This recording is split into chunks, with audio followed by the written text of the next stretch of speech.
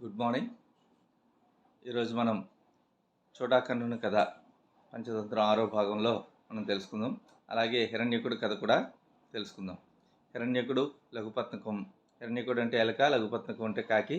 ఈ రెండు స్నేహితులు అడవిలో ఆహారం దొరక్క మందరం అనేటువంటి తాబేలు దగ్గరికి వేరొక దండకారణ్యంలోకి వీరిరువురు కూడా వచ్చారనమాట.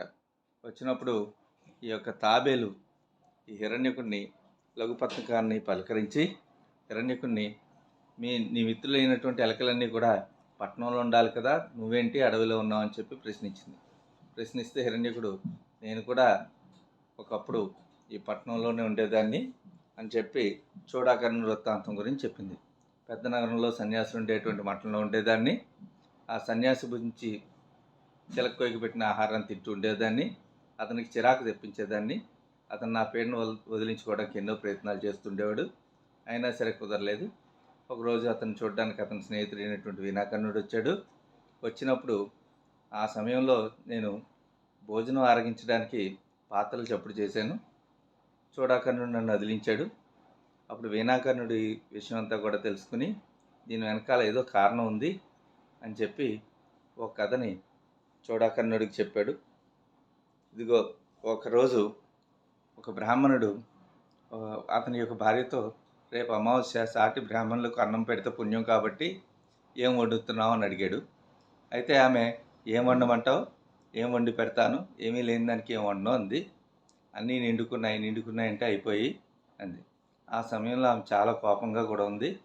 అయితే అన్నీ ఉంటే ఎవరైనా వండి పెడతారు, లేనప్పుడు వండి పెట్టడమే గొప్ప, ఉన్నదానితో ఏదో ఒకటి వండి పెట్టు, అంతేగాని ఇది లేదు అది లేదు అంటూ అనుకో అన్నాడు. అంటే ఆ బ్రాహ్మణుడి భార్య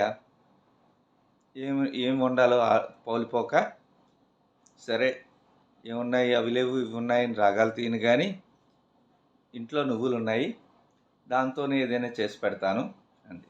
అలాగే అన్నాడు ఆ యొక్క బ్రాహ్మణుడు. వాటితో ఏదో ఒకటి చేసి పెట్టాలని చెప్పేసి ఆ నువ్వుల్ని కడిగి దంచి ఎండలో పెట్టింది. ఎండబోసినటువంటి నువ్వులన్నింటినీ కూడా ఒక కోడొచ్చి చూసి కాళ్ళతో వాటిని కెలికి చల్లాచెదరు చేసింది. ఆ బ్రాహ్మణ్ భార్య చూసి అయ్యో అనుకుంది.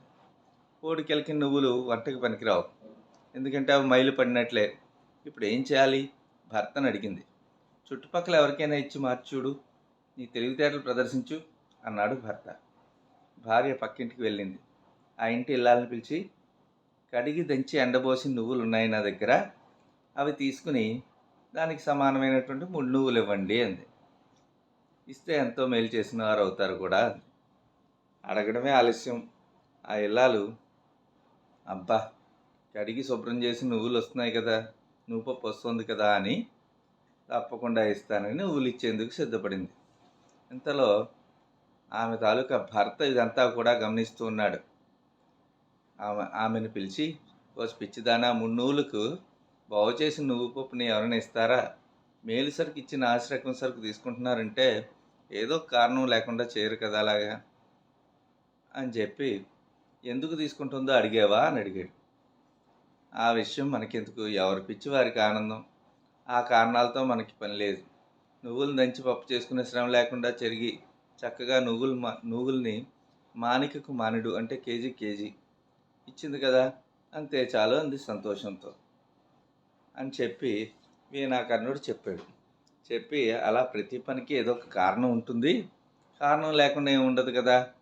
అలాగే ఈ ఎలక ఈ రాకపోకలకు కారణం ఈ కన్నం కదా, దీన్ని తవ్వి చూసామనుకో సరిపోతుంది, ఉండడానికి చోటు లేక వేరే చోటుకు పోతుంది అన్నాడు. అంటే అలాగే నీ జోలికి రాదు అని చెప్పి పలుగు తెచ్చి ఈ కన్నాన్ని తవ్వాడు. చేసేది లేక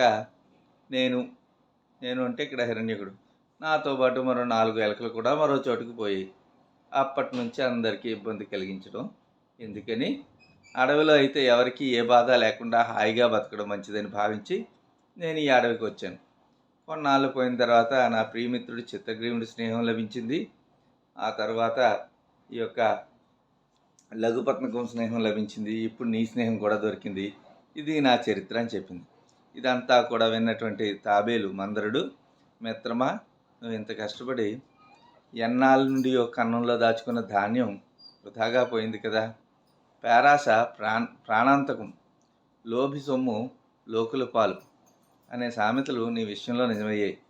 అందుకనే దానం చేయుట కానీ అనుభవించుట కానీ లేకుండా దాచిన ధనం నేల పాలు దొంగల పాలు అవడం ఖాయం.